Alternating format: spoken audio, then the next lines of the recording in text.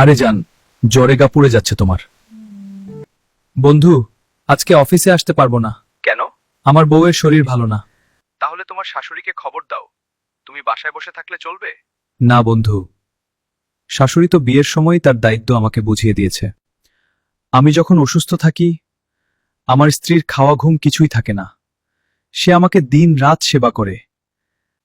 আজ তার শরীর খারাপ, আমি তাকে রেখে কোথাও যেতে পারবো না। কোটি টাকা লস হলেও আজকে আমি আসব না। অফিসে যাওনি? চুপ যান। অনেক খারাপ লাগছে তোমার? হুম। আমি এখানে আছি।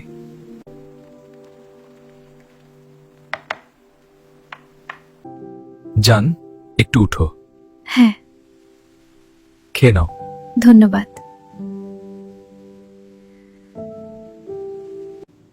এত সুখ আল্লাহ আমাকে দিয়েছে। চুপ পাখি, আগে খাও।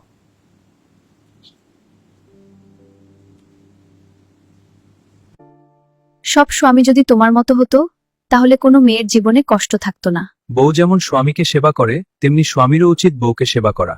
এটাই ইসলাম শেখায়। তাহলে সবাই ইসলামের নিয়ম মেনে দাম্পত্য জীবন কাটায় না কেন? সবাই জানে না হয়তো, আমরা আমাদের ভিডিওর মাধ্যমে সবাইকে জানাবো।